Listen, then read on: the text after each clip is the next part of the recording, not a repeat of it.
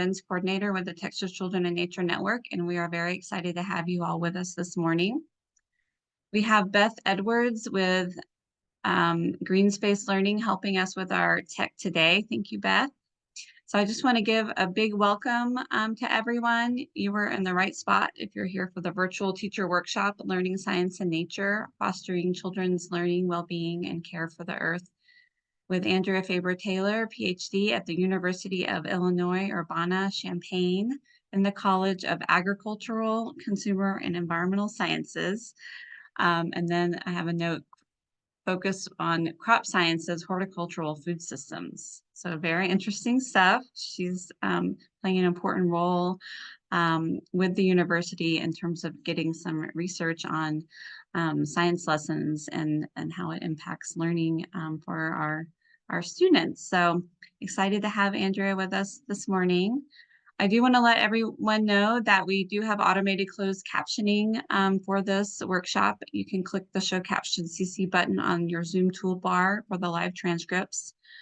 We are recording our session today, so we ask that everyone turn off their cameras and mute themselves during the presentation to save on bandwidth, especially during a storm.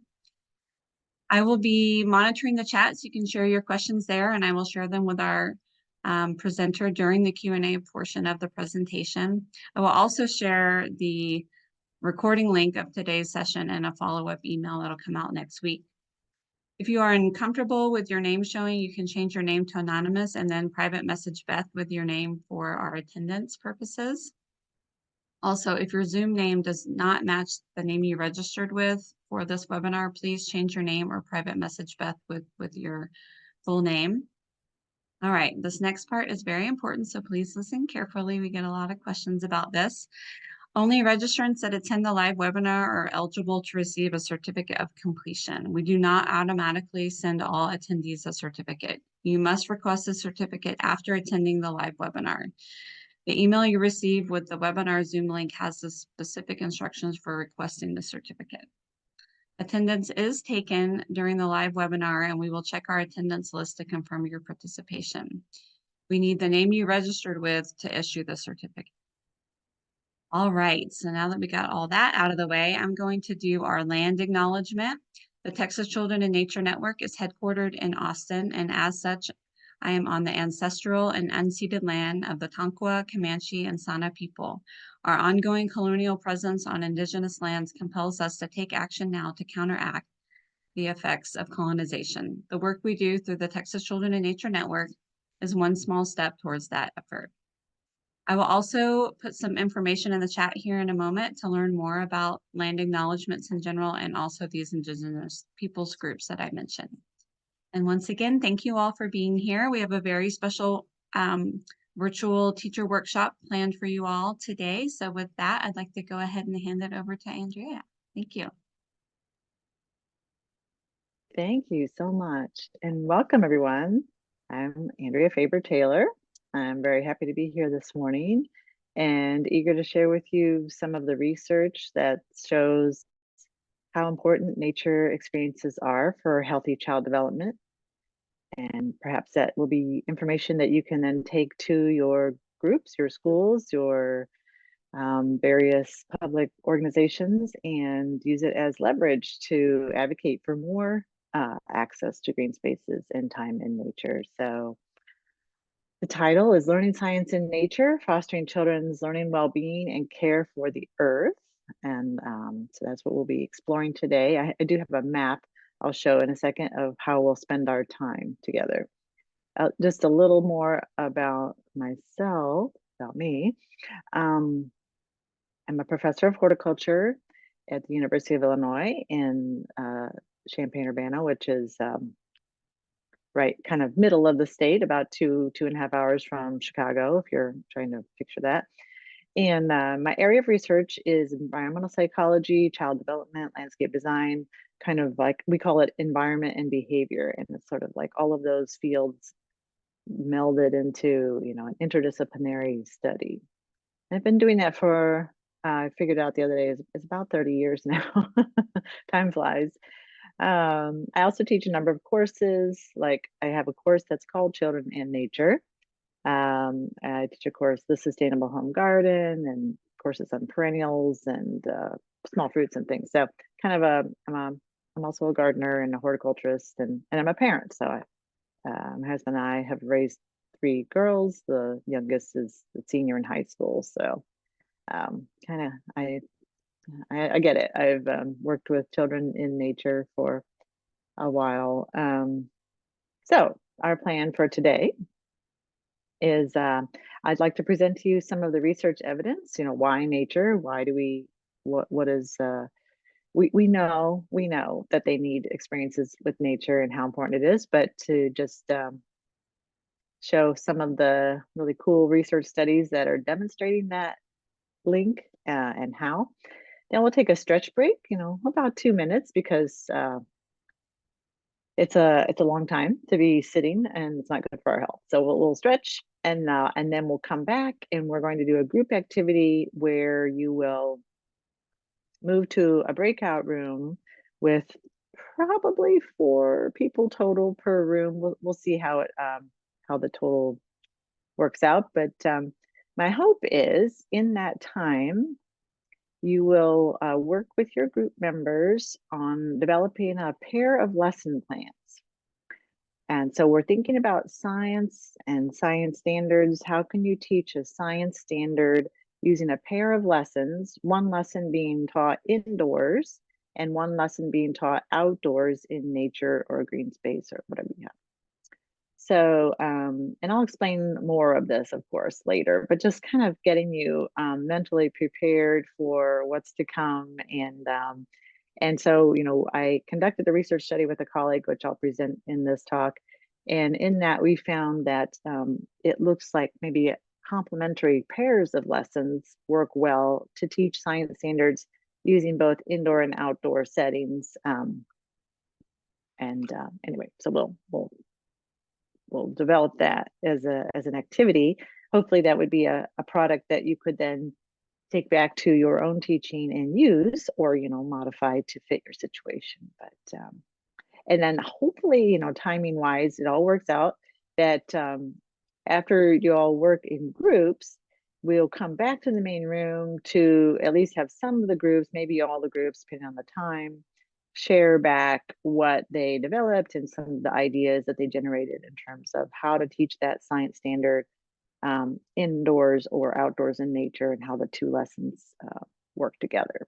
So, okay, that's our map. Hopefully you feel settled now. Everybody's kind of, I see the attendance uh, calming down a little bit. Everyone's settled in. We're ready to learn here this morning. So first part here, I just want to walk through and highlight some research studies that demonstrate why nature experiences are important for healthy child development. So here are the 4 categories I'm going to talk about.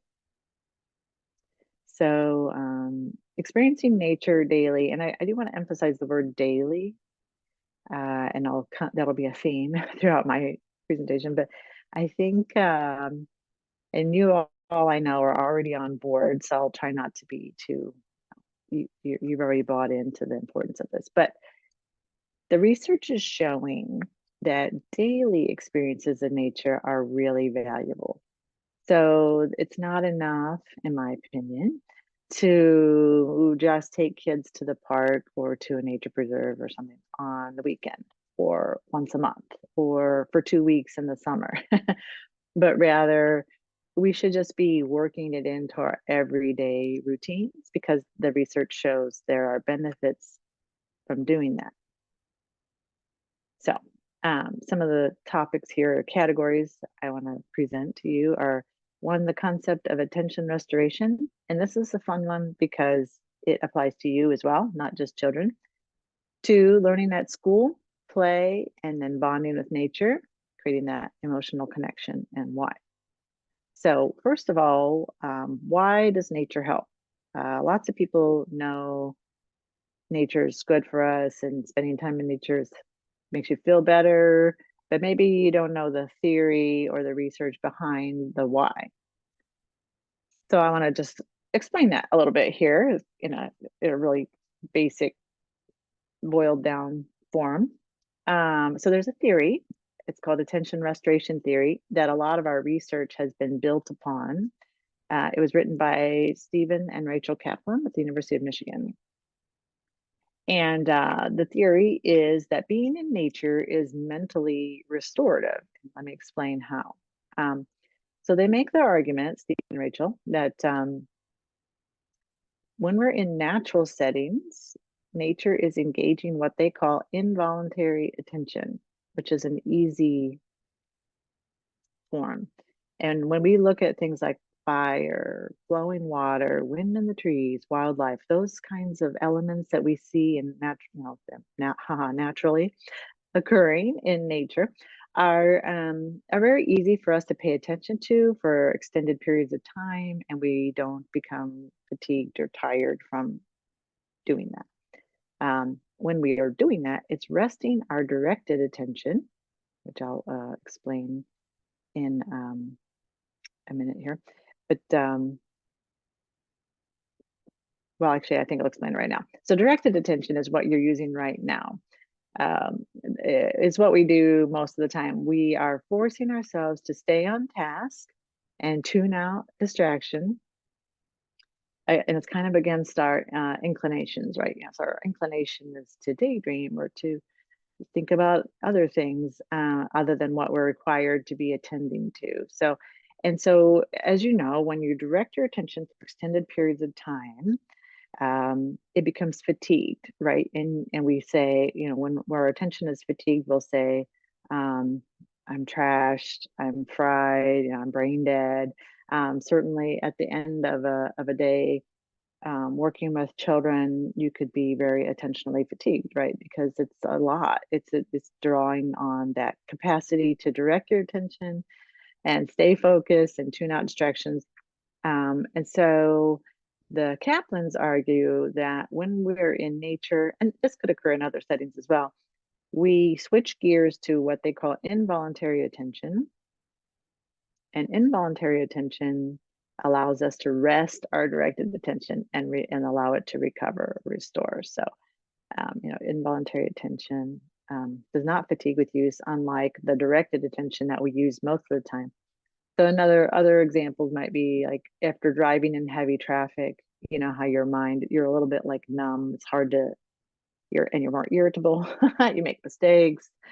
It's really hard to think long term or make plans because you're just kind of in that state of attentional fatigue, right? You're burnt out. So nature is a way of allowing that capacity to rest and recover, like a muscle. We know what a fatigued muscle is. You can run and run and run, but at a certain point, your legs cannot run anymore. What do? You sit down, you lay down, you let your muscles rest, you don't use them. You switch to something else, not using your leg muscles until they've rested and recovered. So think of that when you're mentally fatigued. Being in nature is letting your capacity to pay attention rest and recover. And the Kaplans argue that natural environments have 4 characteristics that make them particularly effective at restoring our attention from fatigue. And those are elements that are softly fascinating, like you can see the little girl's playing. She's obviously fascinated by those seed heads, and it's holding her attention, but very gently. And that's the thing. It's not riveting like television or computer screens or all the other things in life that demand attention. This is just a way to engage gently. Also, nature provides a sense of being away from your problems, from your source of stress. And it doesn't always have to be a deep immersion type of experience to give that sense of being away. Like a richly planted backyard or schoolyard could give a sense of being away. And so thinking about our schools, for example, when we have like subspaces in the schoolyard where a child could feel sort of somewhat separated from their classmates for a little while, have that feeling of security and privacy, or just quiet space that can give a sense of being away and help with restoration. extent, more than meets the eye. So open lawn, kind of lacking in extent, but again, subspaces, spaces with trees and shrubs and richness, biodiversity that provides extent and makes a space more restorative for us.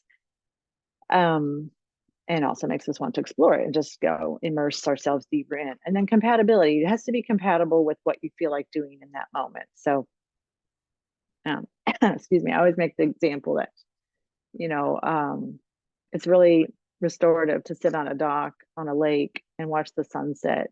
It's great, except if you're getting eaten alive by mosquitoes, and then it's not compatible, right? You're just miserable, and you're not going to get any benefits from that because you're so uncomfortable.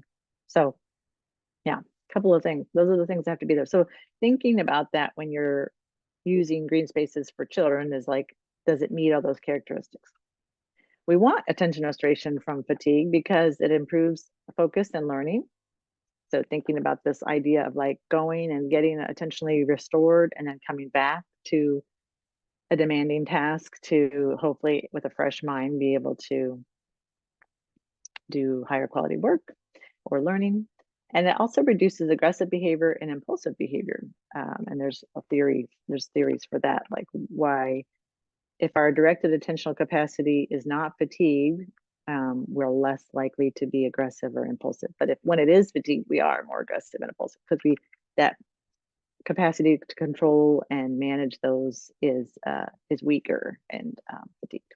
Okay, so a relationship between contact with nature and temporary reductions in ADHD. I want to talk about that for a minute. And thinking about if nature is supportive of attentional control and directing our attention. We've done some work with children with ADHD in our lab, Mingko and I, and one study, for example, children with ADHD, we took them on walks in 3 different settings on 3 different days and compared how they performed after the walk on measures of concentration and other variables, and found that after the walk in the park setting versus a neighborhood setting, which was kind of more like medium green, the park was more of a deep green, totally separated from the surrounding city. They scored higher on measures of concentration, and after the walk in the park, they scored higher than they did after the downtown setting, which was less green. So that was one study, and which showed that walking in a green space did help them temporarily improve their capacity to pay attention. And so, and a little caveat, being in nature isn't a cure by any means, but it is a way to support a child and help them manage their symptoms because it helps them recover from attentional fatigue. So they can go for a while, they become fatigued, their symptoms are exacerbated. We spend time in green spaces. Their capacity to manage their symptoms improves and they're in a little better place after. In another study, just not my own, but reported, just want to share with you where children walking in green spaces, again, it showed a link with greater attention afterward. And these were children with typical attentional functioning, not ADHD. And half of them walked in an urban setting, half of them walked in a wooded setting. They tested their attention in 2 forms, before and after the walk. And the nature walk group scored higher after the walk on measures of what I'm referring to as directed attention. So that one that fatigues. Okay, so that's some things, linking spending time in green spaces and attention, why it's so important. So if you think about a child's school day, if they're taking breaks in green spaces, they're renewing their capacity to pay attention, and then they come back to the classroom. And there are actually studies, and I'm not going to be able to, well, actually, I think I might have one, but that show this link. So learning at school. Research evidence linking nature exposure to children's learning. So this is a great literature review that was done just a few years ago, where they looked through all the studies, and this is open access, so you can get to this right now in Frontiers in Psychology. It's free to anyone. And they just pulled together all the evidence of studies that link children's nature experiences and learning. And some of the, oh, that's a different study. So, oh, I had a thought. So some of the things that they found are like one study, for example, showed that, sometimes people are concerned, oh, if we go outdoors, the kids will be wild when we come back in. They're not going to learn. It'll be really hard to settle them back in. And, some of the research is showing it's actually, maybe that's true if the nature experiences are like very novel and this is the first time they've ever gone outdoors for their class. But once it's routine, it looks like um, the back in the classroom time is actually more focused. So that's at least one study is demonstrating that, but there are others.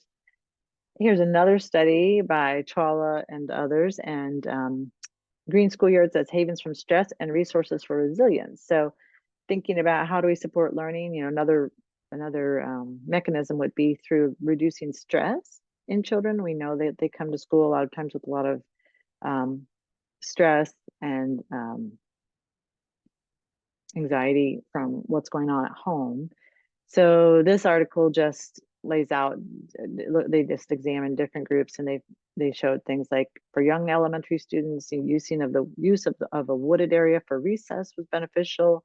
For older and middle school students, use of the woods for science and writing lessons was helpful. And then high school students, gardening. And so that, some of their findings were that natural areas enabled students to escape stress, focus, and build competence and form supportive social groups. So those other variables, just that getting out of the classroom seemed to facilitate more social interactions amongst the students and building relationships, which we know is also helpful. Okay, thinking about the link between nature and play. Play is the work of children. As educators, you know how important play is. It's interesting and kind of sad to read. Like there's some recent state of the research articles. One is by Peter Gray, looking at the decline in children's play, at least in America, and the cost to their development of not playing as much. And anyway, so we know that play supports all four areas of child development: social, cognitive, emotional, and physical. Oh yeah, I cited the art. That's the Peter Gray article there at the bottom of the slide. So don't know if that's open access, but let me know if you want more information about it. But they just wrote about this pattern that they examined. So the kids are playing less. So playing in nature leads to bonding with nature. So thinking about exploratory play using sight, smell, touch, and how important that is. Some pictures here. Play in nature also supports make-believe play, and we know that many developmental outcomes are supported by make-believe play. We want to encourage pretend play in children, especially really young children. And so how do we do that? How do we encourage more pretend play, make-believe play? Well, natural areas provide, compared to a typical playground today, which a lot of our playgrounds are paved with climbing equipment, and that's about it. Natural areas provide many loose parts, and as discussed in the Theory of Loose Parts by Simon Nicholson, and certainly demonstrated by many, and you've seen this yourselves, that all these kinds of things that children find in nature just seem to stimulate more pretend play, more dramatic play, such as leaves and twigs, nuts and berries. There's water to scoop and splash, rocks and shells, flowers to pick, sand to move, etc. Experimentation. This child is trying to figure out which would go down the slide faster, her or the nuts. So, you can't do that if there aren't loose parts in the environment to play with. So, creative construction and experimentation using natural materials. They were decided that they wanted to see if they could create a boat for the snails. that they found. And poor snails are then permanently adrift in these successfully constructed boats out of cattail leaves and twigs. And but how important is that for child development, right? They're collaborating, they're discussing, they're brainstorming, they're constructing, and then trial and error to determine what in all of this is, with these open-ended elements and parts that they can then no adult has scripted for them what to do with these things. They're just figuring it out. It was a low snow year. Actually, lately, Illinois is always a low snow year. It's disappointing. So snowmen had to be made much, much smaller.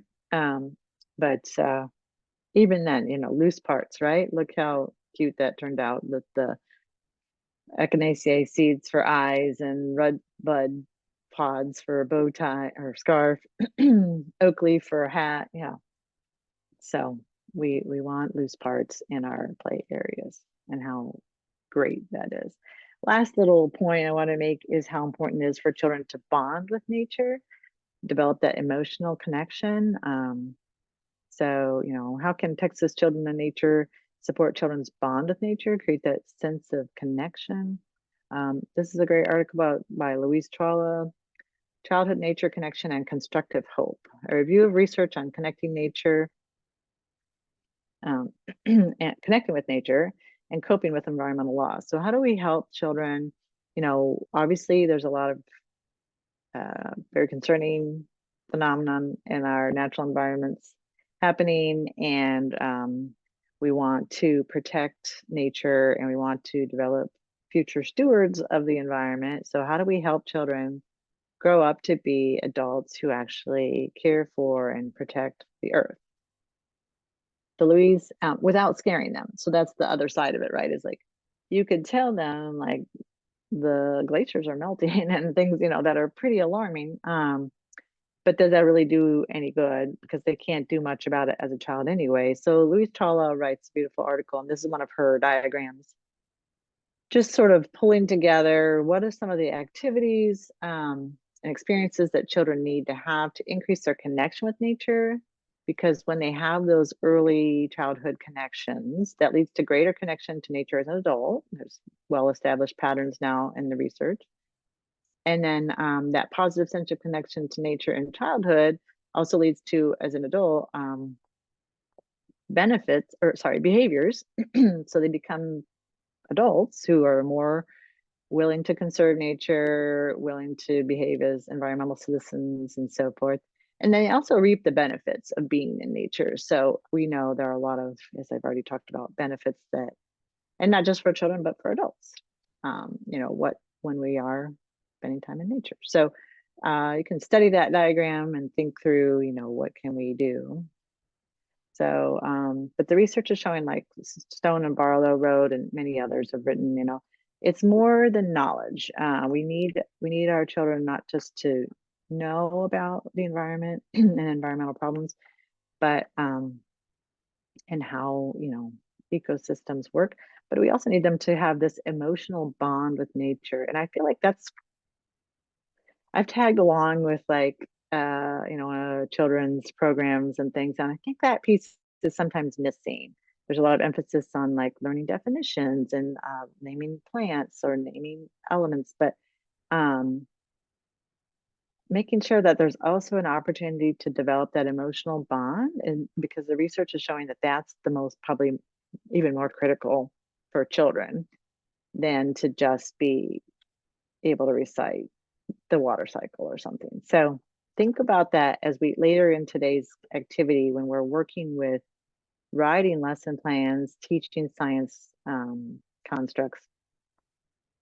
How can you also build in some sort of an emotional bonding opportunity? So when we think about the increasing children's experiences and connection and care for the earth, there are 4 concepts I wanted to share with you. And this is also from Louise Tralla's writing. Make use of the affordances of nature. So nature naturally,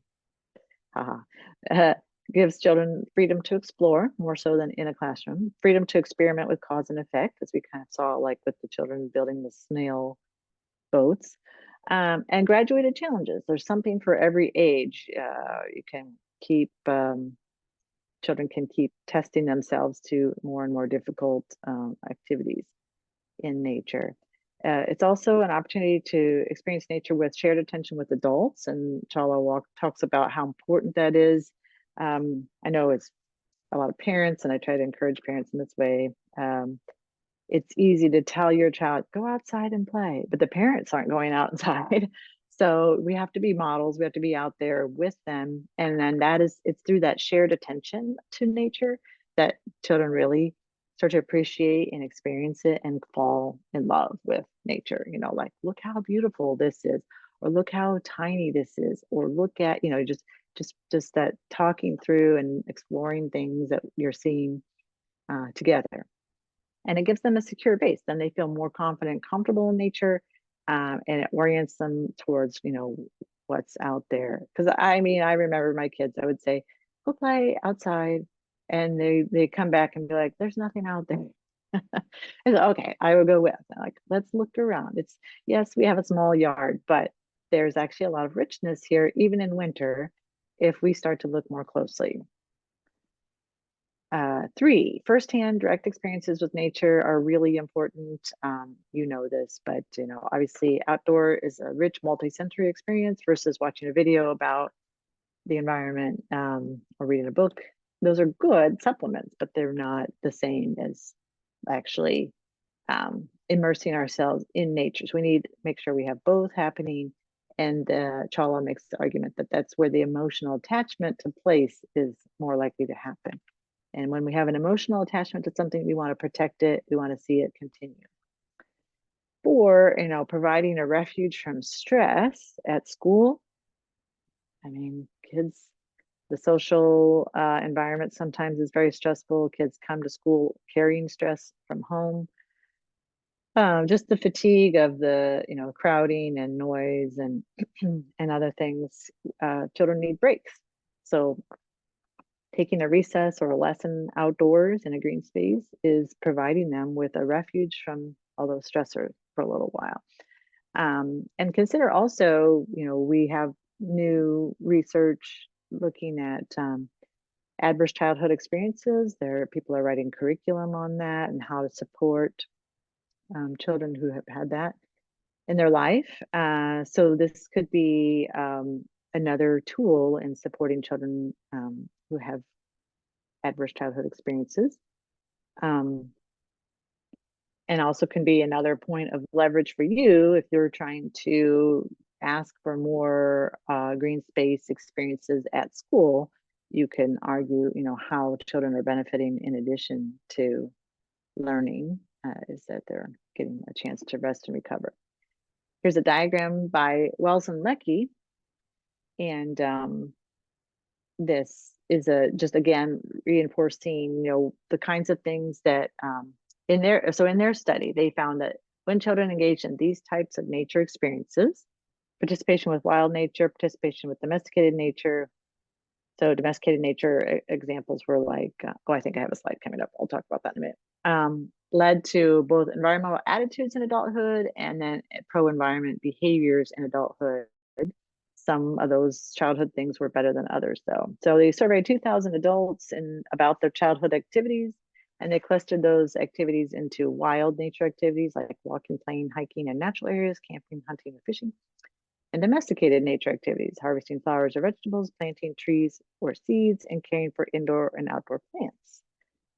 And so, while all of those sound great, interestingly, they found that it was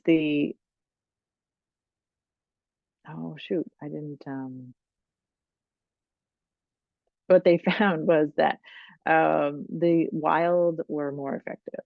So while it's easier to provide these domesticated nature activities at school and at home, also trying to make sure they get some of these wild nature experiences appears to be really important in terms of the outcome for adult stewardship.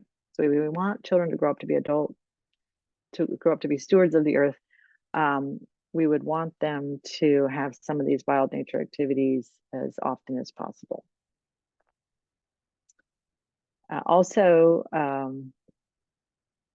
Yeah, so if we're trying to do this and create these adults who have pro-environmental attitudes and behaviors, not just attitudes, we also need adults experiencing nature alongside with children, modeling empathy for nature. So that was a finding from Asa et al. And so that, again, like parents, it's easy to say, go outside and play, but we have to be out there too. We can't be lazy. So also interesting finding, and this hasn't been like fully proven by any means, but it's thought-provoking, is that some have argued that participation with wild forms of nature before age 11 are particularly important. And I've seen some writing where they talk about developmentally, there's kind of a shift in children from, and this, like when they hit middle school. I work with middle school kids at our church, and they're a whole different creature. 11, 12, 13, 14. It's very much a time of socializing, and then trying to connect with nature. It's like, not that we've missed that window, but it's their focus is different. They're really excited about and want to connect with peers. And so not that it's too late, but trying to make sure they get some of those things before age 11 may be important, because there's a lot of other competing interests once they get past that. I'll point out a book by David Sobel. Probably you've already seen this, but great resource for educators and connecting children with nature through education. So he has all these principles. I'm just going to click through these, but principle 1 is providing, like, environmental education needs to be kinesthetic. So, and elements of adventure, fantasy, and imagination are really important variables. Creating animal allies, helping the children, become an animal before they're being told, you need to try to save this animal. Let's pretend to be the animal, see what it feels like, maps and paths, letting children develop their mapping skills and exploration skills, giving them special places, forts, tree houses, self-constructed areas in the schoolyard or at home. We can provide props. This is my daughter years ago. We gave her a flag to play with, and the flowering quince became a den. Just with all we needed was a piece of fabric. So hunting and gathering is important. While we all have an inborn desire to still hunt and gather, just, how many of you are like me, and when you go for a walk in the woods, like somehow I always end up with something in my pocket by the end. I don't know, like, what am I going to do with this hickory nut? But it was so pretty, and I just enjoyed holding it in my hand while I was walking and rubbing it, or a particularly beautiful maple leaf, or whatever it is, walking on the beach and you find a shell or a stone. So children, of course, love that, and there's so many ways they can play around, and you can fake it too, right? You can create and hide things in the sandbox or in the schoolyard for them to discover. So David Sobel also wrote a book more recently, The Sky Above and the Mud Below, Lessons from Nature Preschools and Forest Kindergartens. So again, if you're not aware, that's a great book to look into for ideas for lesson planning. You can also consider employing the connectedness to nature scale to measure outcomes. So there's an article there in Frontiers, which would also be open access to anyone, free, and using that to document how your students are connecting. So I showed this earlier, but here it is again from Louise Chawla. We want to do these increased connections with nature because it supports children's health and well-being, this green oval, and it supports their behaviors ultimately when they become adults, but even as children, they can become stewards of the earth. A few more things here. In my own work with colleagues, we have looked at schoolyard green spaces and the relationship to self-regulation in children. And something that we found was that frequency of nature experiences matters. So it's good to go out once a week for a lesson, but we found that going out every day was even better. So more is better. Lots of times things in life, more is not better, but in this case, actually is. So we looked at kindergartners in outside of Toronto, and we measured their self-regulation capacity. We found this was over the course of a semester. So we did the study 2 times, start to finish, and we measured their capacity for self-regulation at the start of the study, at the start of the semester, and again at the end. And what we found was that those who had daily lessons in the green schoolyard or natural area scored higher at the end of the semester than those who were only doing that once per week. And interestingly, the most of the study was done in winter in Canada, partly because of the way life works. We designed the study and we wanted to start in the fall, but there were delays, and yeah, so logistics prevented us from collecting data at the time when we really wanted to, but still found relationships there. So there were classes that were assigned to the low frequency group and classes assigned to the high frequency group. And they used the outdoor green spaces to teach their curriculum. And so low frequency was only doing that once a week. Everybody was going outside every day for recess, but the lesson plans was what we were focusing on. So here's some example outdoor classrooms and kind of the range of greenness that they were working with. So not always incredibly rich, but just, outdoors and pretty green. So the high frequency classes, this is how they were using the spaces. It was up to them how much, but they ranged anywhere from 6 to more than 10 hours a week outdoors for lessons, not recess. And then, including recess, and then 3 to 5 hours a week just on lessons. And of those high frequency classrooms, the kindergartners, they had the higher kindergartners had higher self-regulation scores after daily lessons in the green schoolyard or the natural area than the ones who were in the once a week lesson group. So frequency of nature experiences matters. That's the take-home message from that study. And this was particularly true for girls. The boys, the relationship was weaker, harder to make a generalization, and it may be just because they're kindergartners and girls are maturing a little faster in self-regulation in kindergarten than boys are. Maybe we couldn't detect relationship there, but for girls, that was I gave a bunch of numbers here, but it was a really strong positive slope. For every 100 minutes outside per week, they improved by almost 2 points on the measure. So 9% higher if a girl was out 600 minutes a week versus 300 minutes a week.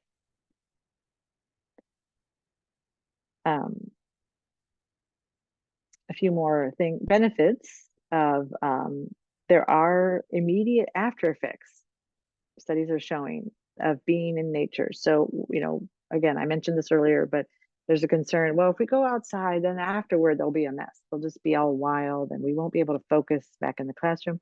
But studies are trying to document and showing that they can have greater classroom engagement upon returning to the classroom and fewer teacher redirects post nature-based lessons. And another study showed they measured selective and sustained attention and found that after recess in a green space, they were better than after recess in a built setting. So both cases going outside, but going outside to a green space was better. That's the one that makes the benefits. This last study will kind of help us prepare for our activity in a little bit here. I conducted this with Dr. Kathy Jordan at the Institute on Environment at the University of Minnesota.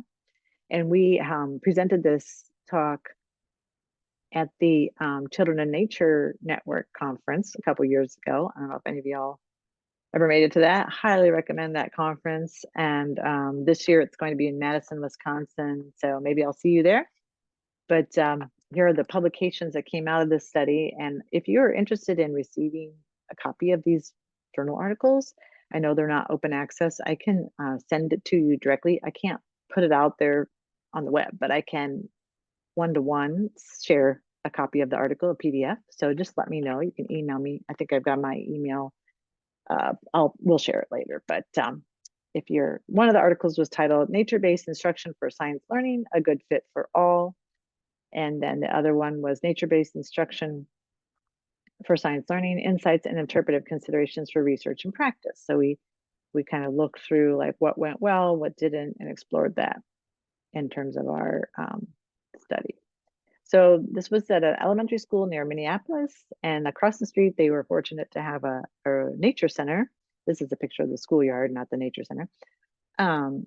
And there were 4 classrooms participating of 4th graders, 92 students total, girls and boys equal numbers, and we conducted the study October through February in Minnesota, which again, we had intended to start, in September, but then there are always logistical delays. We got pushed back and we ended up collecting data October through February, which there were days when we had to cancel the study because it was so bitter cold outside. So, but we still had interesting findings, and they still go outside. Like, it's the schools, that's their thing. They don't care about the weather. They dress for the weather and they go outside, except when it was like ridiculously cold.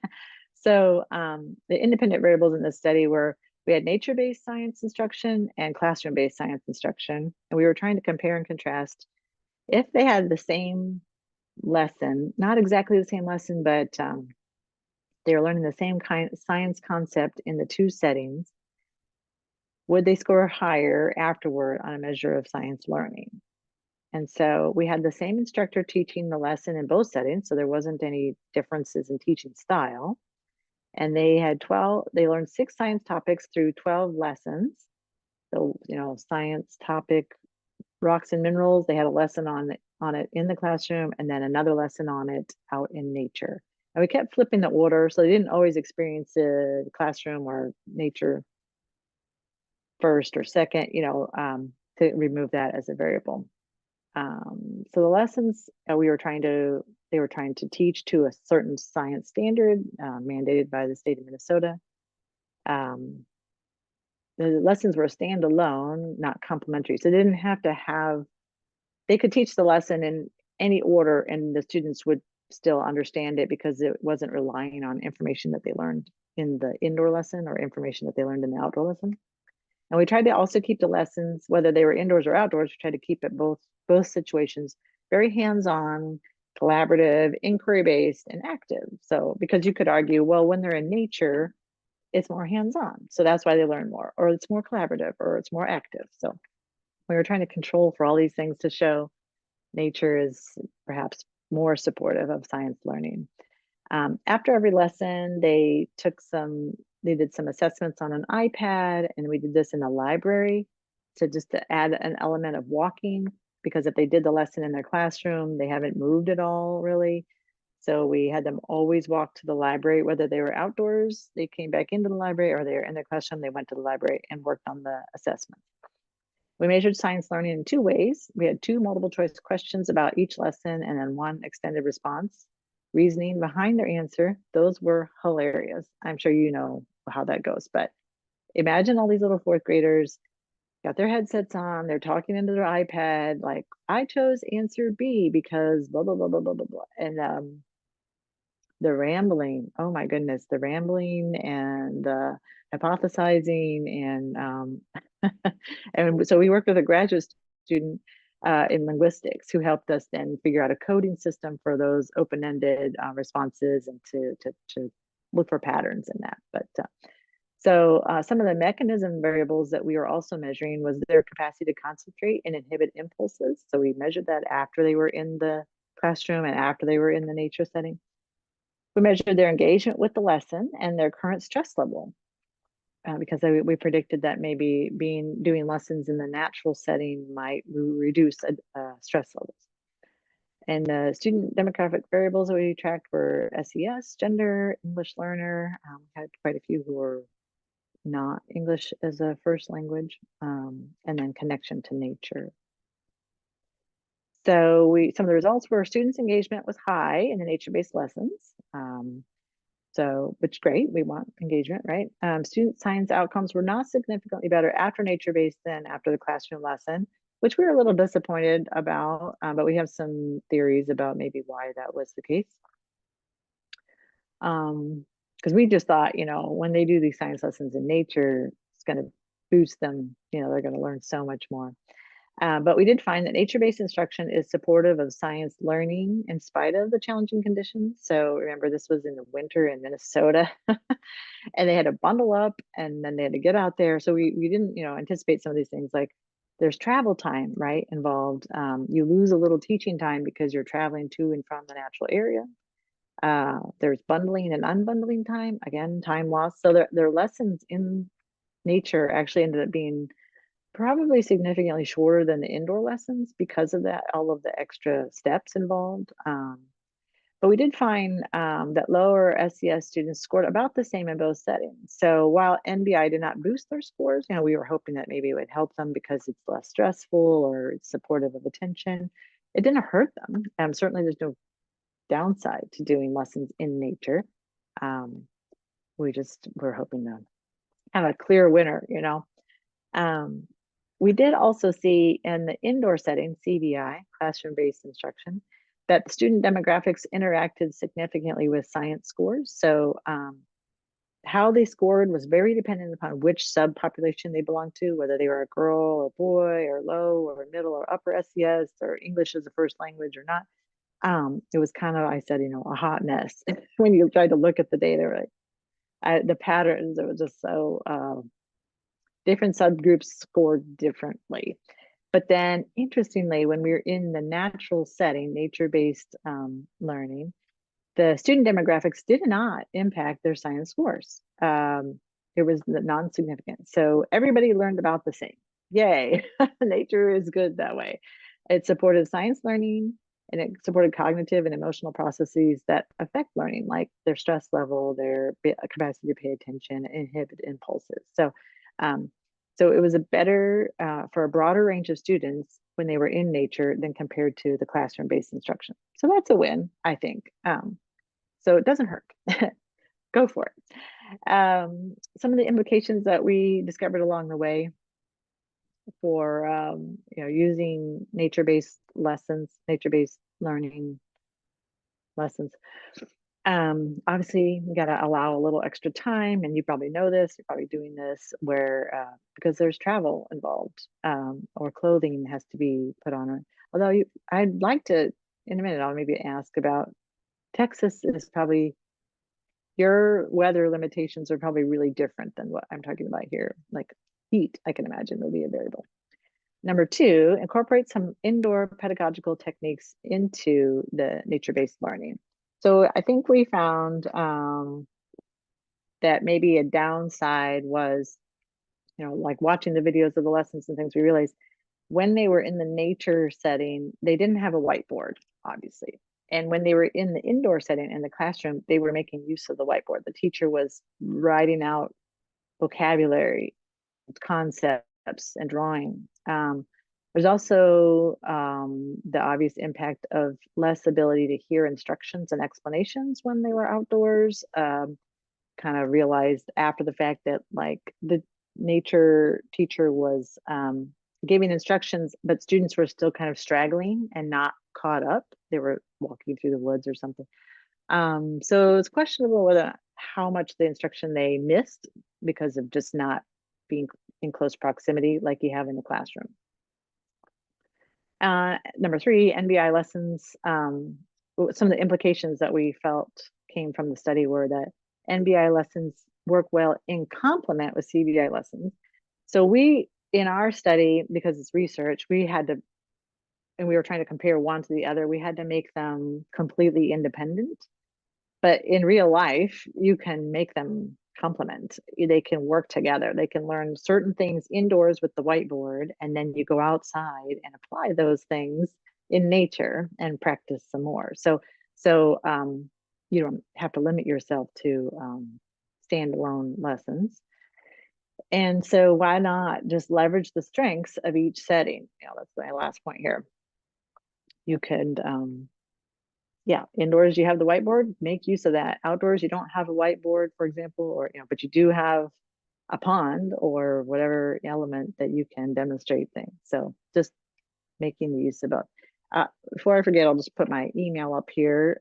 Feel free to email me at any time if you want to have a copy of our research articles or just ask me questions. Okay, so a little wrap up here before we take our 2-minute stretch. Why increase children's experiences of nature? Why bother? It's a lot of work, as you know, taking lessons outdoors when you could just do it right there in the classroom. Well, it does seem to help when they're in a green space. It gives children a sense of being away. And remember, that's a variable that helps with attention fatigue, recovery from attentional fatigue. It gives them a chance to restore from mental fatigue. It lowers stress hormones and it gives opportunities for hands-on learning. So it's more work, but there are many great benefits and there's research to back that. Hiking, walking, and play in woods, parks, and green spaces. Why does it help? Again, gives children a sense of being away from like stressors or routines and things. Helps them restore from attentional fatigue, lowers their stress hormones, gives physical exercise. So some of the goals for experiencing nature daily to support health, well-being, and stewardship.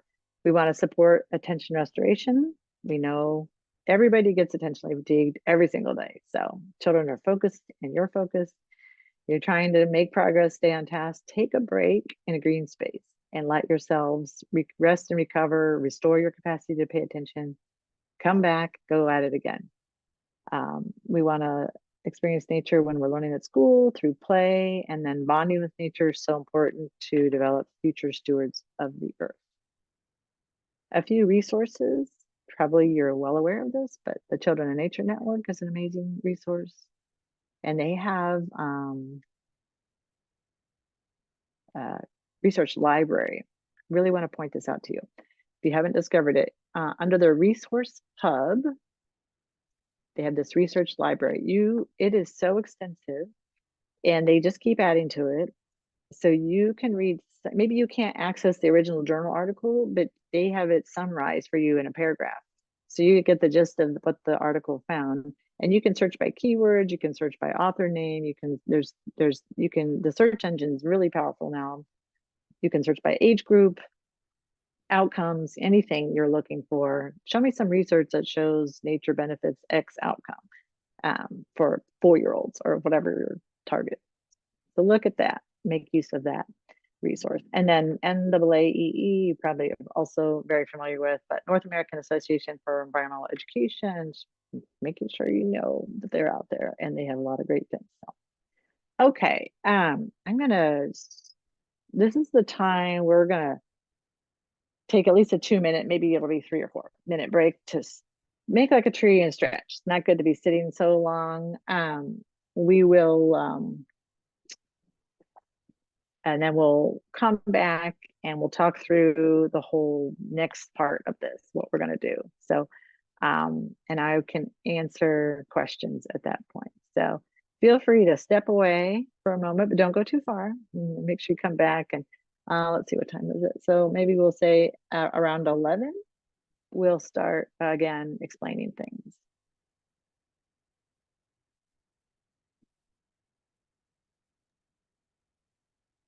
Very good. That sounds like a good plan. So everyone, yeah, take advantage of the stretch break.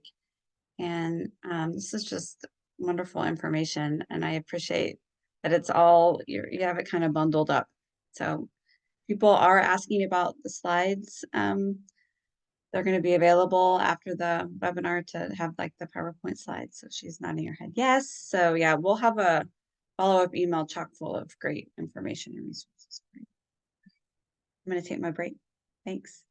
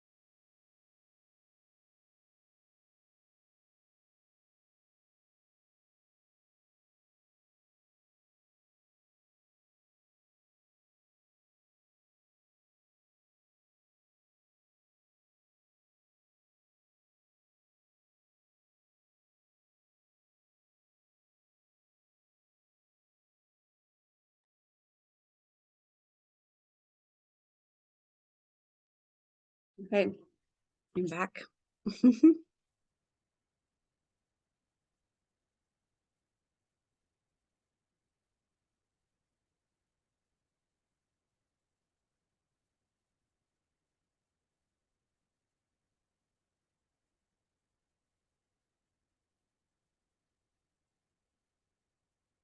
Andrea, do you want me to put anything in the chat now, or do you want to talk Oh, that right. Yeah, that would be, I can?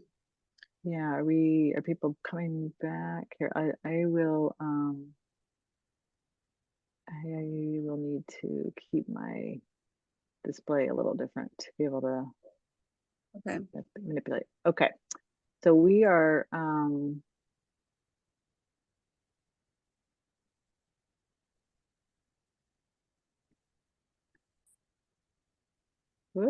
okay, this is the directions. Let me, and I'll talk through this in a minute, but first let me just share with them this. Hopefully folks are coming back. We can't really see you, but it's about 11:03, so hopefully everyone got a nice little break. We're going to go ahead and get started with the next part of the workshop. So Andrea has some instructions for us, and we'll be putting some information in the chat. Want me to put that Google Doc link there now, or wait? Yeah, for some reason it looks funny. Okay, I just couldn't get it to refresh. There we go. The spreadsheet or the Google sheet. Okay, so there's the link that you're going to need eventually. So let me let's see here.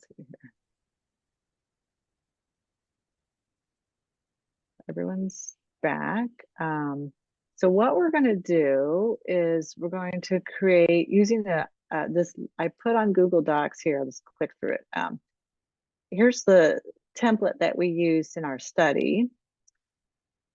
So it was science, 4th grade, and the unit was on states of matter. And then it says inside because this was the template for the inside lesson. And this was the template for the outside lesson. So you're going to do something similar today in groups of 4, I think, 3 or 4 people. And hopefully this will be a product that you can then take back to your classrooms, or at least it'll stimulate your thinking about pieces of this might be useful in your own lesson planning. So you can swap ideas in your group time. But you'll be creating a complementary set of lessons. You're going to select the science standard from the Texas Science. Okay, you're going to pick a group that's of the same grade level that you're interested in, like kindergarten or 1st grade. You're going to pick a science standard, Texas Science Standards. There's the link, and it's also posted in this Google Doc that I shared with you. And then, so you'll pick a science standard that's relevant to the group grade level you're trying to teach. And then you'll fill out these templates. You'll fill out one for an indoor lesson and then one for an outdoor in nature lesson that complements the indoor lesson so that the pair of lessons then fully reach that science standard. And also think about sequence, like which one would you think would work better first? Should they go out and experience it in nature and then come back to the classroom and learn the vocabulary associated with that standard? Or should they just learn the concept first in the classroom while they're, all sitting close together and then step out into nature and experience it firsthand and explore the ideas? So thinking about that. And you probably won't get the template completely fleshed out today, but just to get a start on thinking about that. So like a science standard might be the water cycle. So this is a description of that, and how would you teach that to whatever grade level you're in.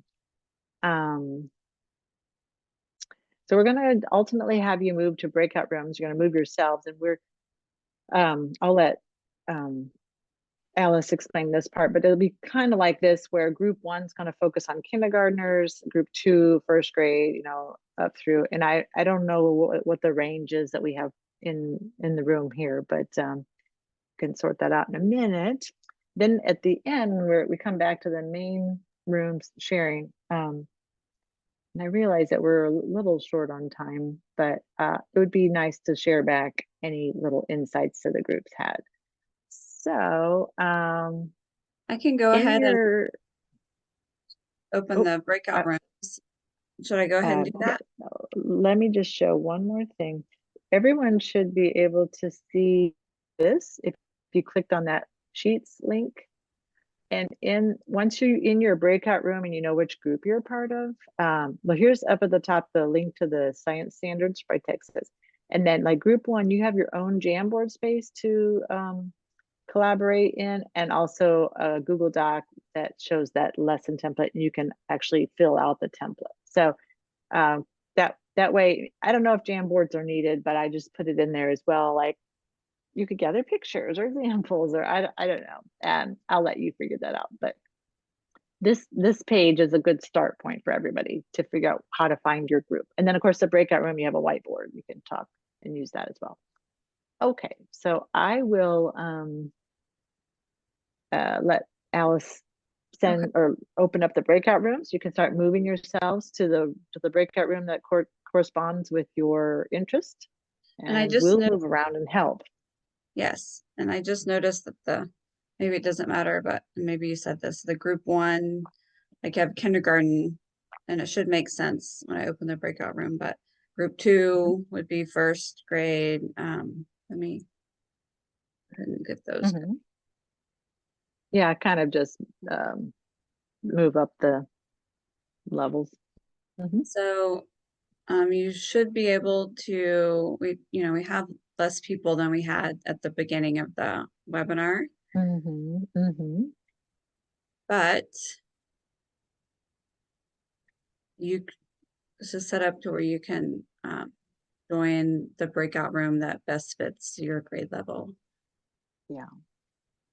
And if you're having issues, it looks like if you like send me a message, a chat, you can tell me what grade level and I can put you in if needed. Looks like Nancy joined. Kindergarten. Mhm. And then we have more folks on that should be able to join. If you're having issues, you can either put a message in the chat or unmute yourself because we don't have I would like grade 5. Okay. Mhm.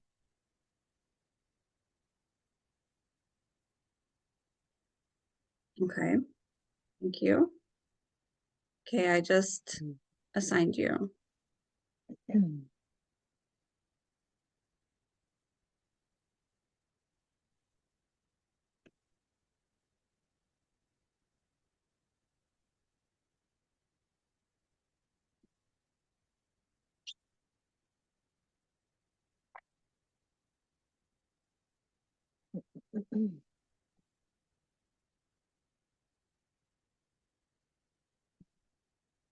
Anybody else need help getting into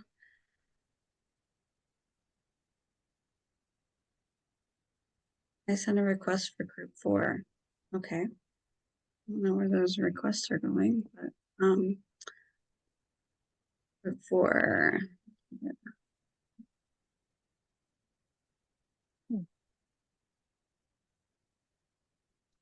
I see a request for middle school. Of course, we can do should we At any age. well, or 6th, 7th, and 8th could be middle school, maybe 5th grade even. It depends on your middle school. Oh, 2-year-olds. Oh, wow, we forgot about that's really young. How about the any age group 10 for I'm gonna 2-year-olds? Chevy, I'm gonna put you in I guess 6th grade. Yeah, we'll probably have so few that we want to just cluster 6th, 7th, and 8th. Okay. You guys will have to sort out which Year olds. So that was Maria. Any age. So yeah, I mean, it's kind of looking like a lot of these groups are just of one, so I don't know how well that Yeah. will work. Oh Kindergarten dear. Okay. we had two people, but then I don't see them anymore. Hmm. Mm-hmm. There's anyone else? 8th grade.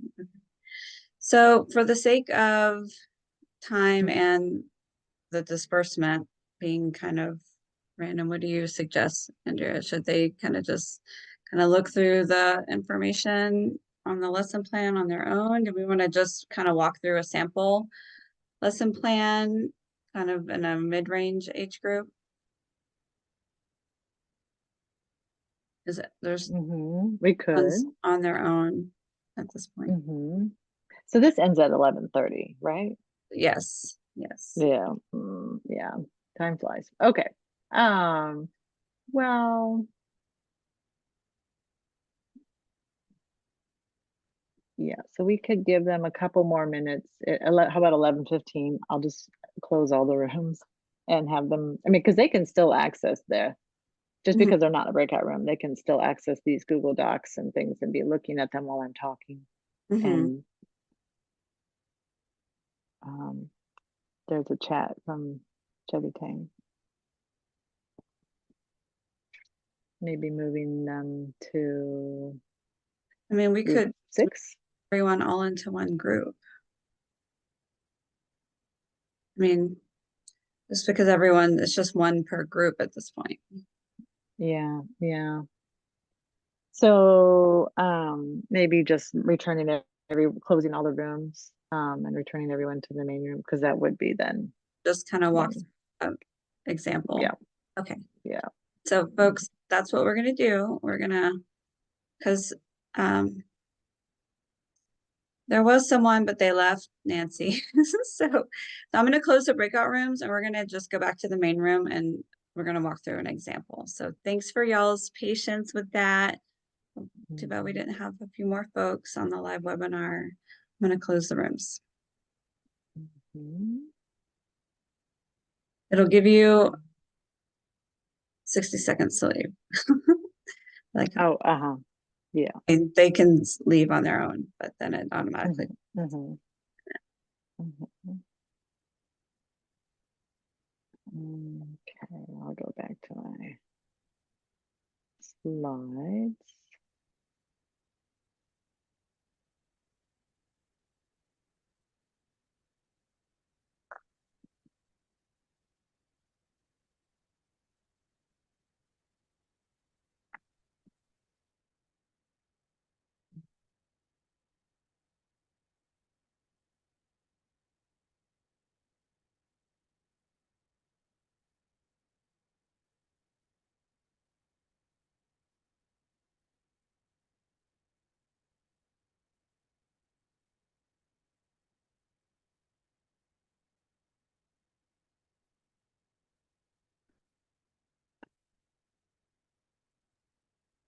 It looks like everyone's back in the main room. Mhm. Okay, welcome back.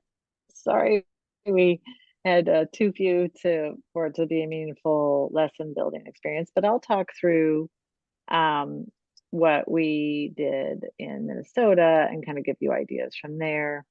Um, so I've got shared here, he's got somebody in the waiting room, I guess.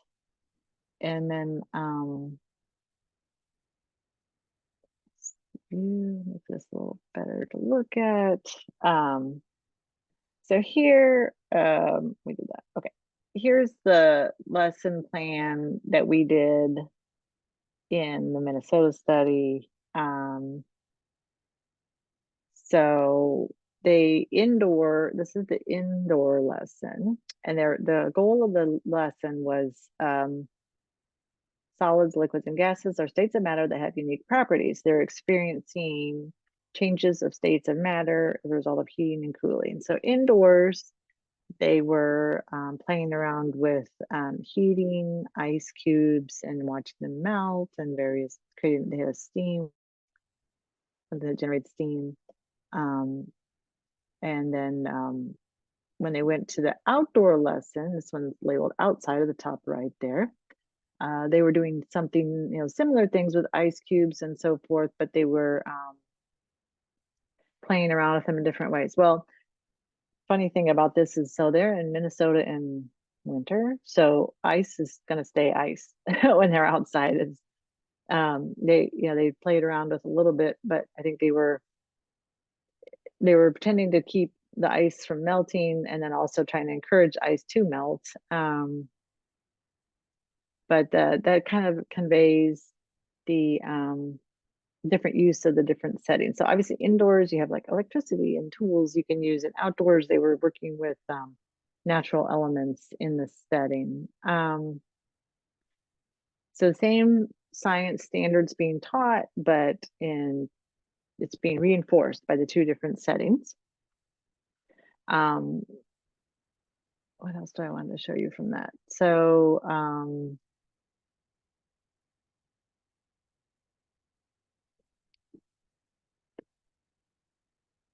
they should be complementary. Trying to look at my slides here. So, okay, as I was mentioning, there are things in the classroom that could be strengths that you can't find in nature, but then nature obviously has things that you can not do in the classroom. I know in this study, they also use an auger and cut through the ice on the pond. Probably not typical in Texas, but as a way to just thinking about, they were measuring water temperature right underneath the ice and then deeper in the pond. So that's a very nature-based science concept. So like in the classroom, they're just talking about these concepts, and then they went out to the nature preserve and they were actually testing them.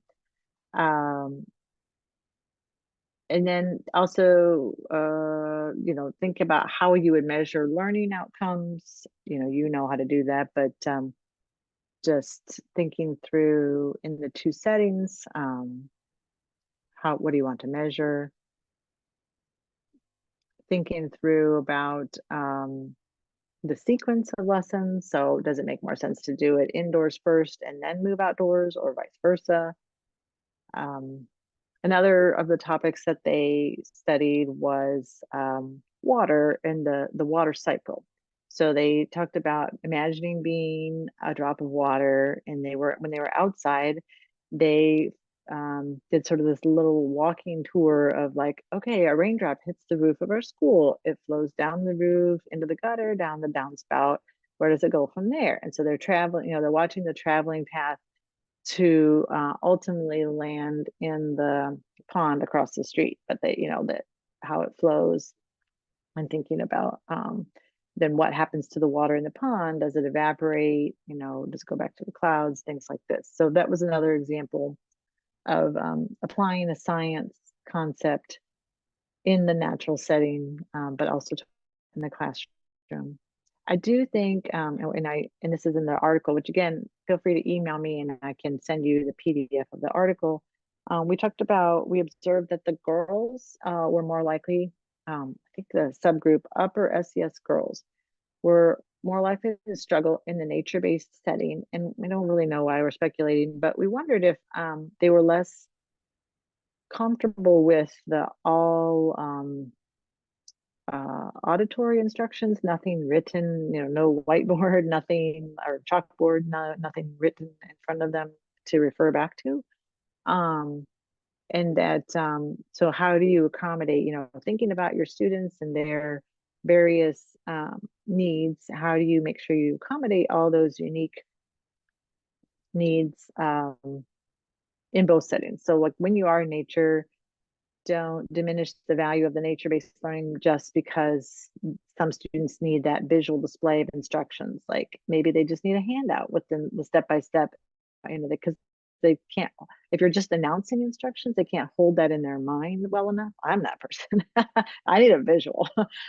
Or, they make portable chalkboards, whiteboards that are very small and could be carried, and you could just have things written out that gets set up out in the natural setting for them to refer back to as well, like step 1, step 2.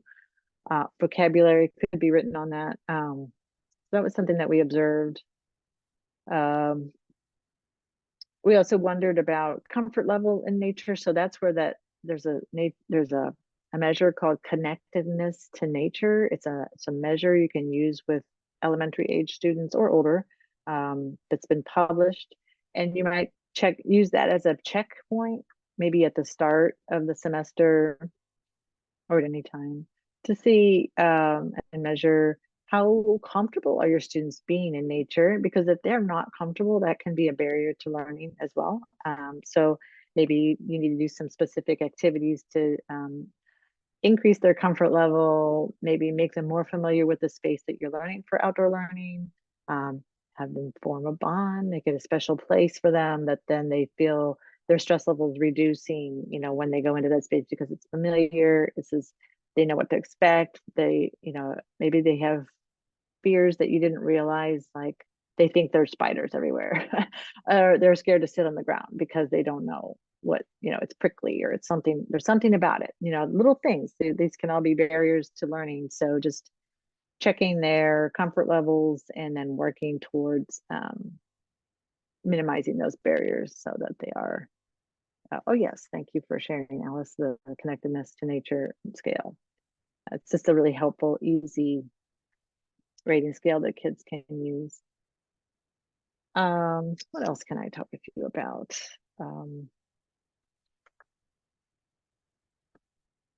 Anybody want to share? I certainly, you all are teachers, so or educators. Anything you'd like to share in the chat of your own experience or things that went well?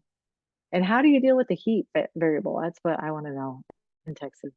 I've talked with people they're measuring the thermal index on the playground, and inhumane it is. So we could use microphones at this point as well. We're a small group. It looks like 10 people. So I'll be quiet. Yeah, so please feel free, whatever you're comfortable doing, you can put your question in the chat. I can read it aloud. You can unmute and ask your question directly. If you have some answers or some feedback for Andrea's questions about what it's like to teach outdoors here in Texas. Let's see if anybody has their thumbs up. I was just looking, here's a question or a comment. Let's see, it's a comment. Our outside time is limited. I wonder if a short lesson could be done before recess. Maybe if your time allowed for it.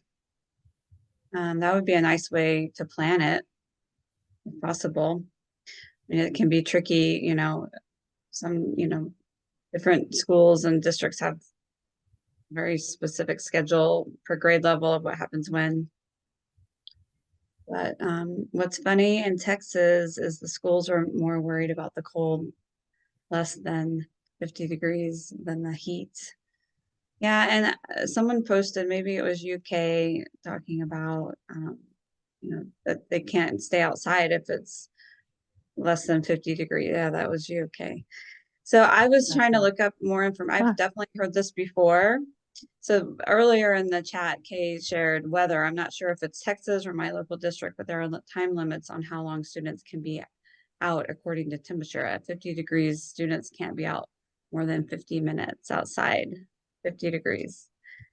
So I was looking for some very specific information. I kind of found something from the Department of State Health Services, but I need to do a little more digging around. So if I find anything specific about if the state regulates this legally, I will share it in the follow-up email.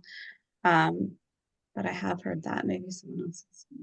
Wow. Yeah, that's unfortunate that it's such a barrier. So now you just need to take all this research evidence that I shared and take it back to your school board, if the school board is the ultimate decider on the limits, and maybe persuade them that, is there a compromise? Can we extend that time a little bit? Or if it's protected in some way, outdoor time is in a protected space outdoors, maybe it could be a little longer. Yeah, the heat, yeah, I see. Yep. Nikita I'm share. Oh, go ahead. I'm an Olay designer, and some of the Oh. things we do on the Olay playgrounds is a lot of extra landscape, having shrubs and garden beds and trees and all of those things Mhm, on the playgrounds mhm, helps mhm. to reduce the heat. Yep. So in the playgrounds, we're putting in a certain percentage of the design is to landscaping and vegetation to help with that heat. And then also the Great. heat structures, putting in we put in like shade sails and things like that. And they don't Yep. have to be, there's bazillion dollars for some of them, but they don't have to be that. They can be a Mhm, little bit more economical in smaller areas and more. Um, so mhm, we do quite a bit of that to help with the shade.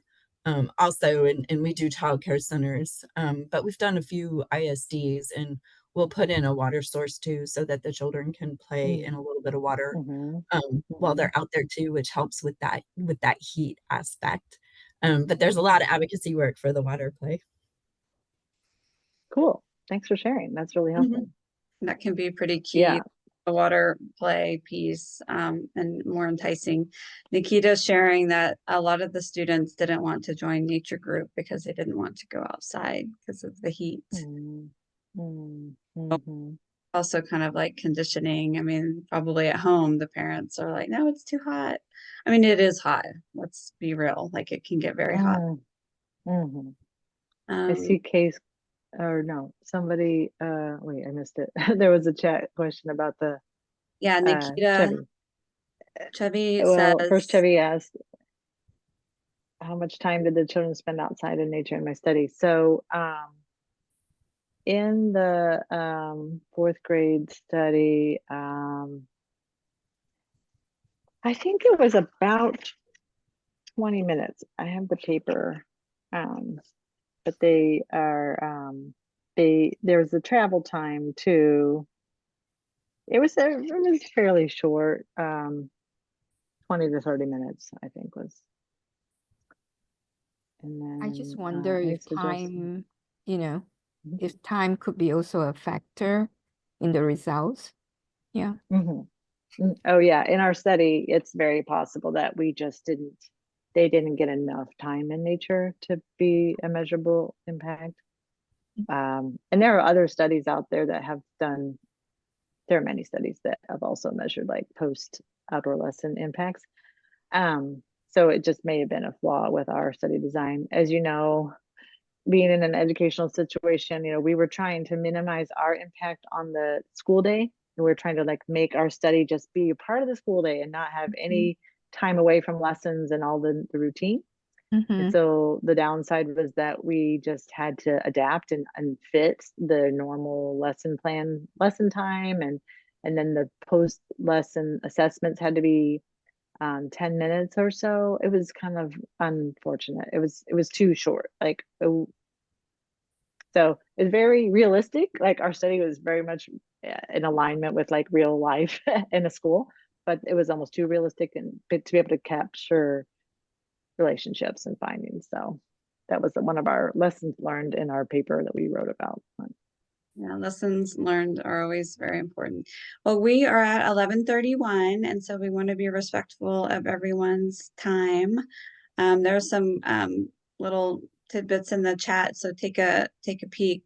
I'll be putting the links that I was posting in the chat in the follow-up email. You will see that I did include the registration link to our next webinar, which is on March 6th, more green time, less screen time. So that will be offered at 2 p.m. and 7 p.m. And then I also included the evaluation for today's webinar. So please take some time to complete that to give us some feedback. That will be helpful for future webinars and helpful to Andrea.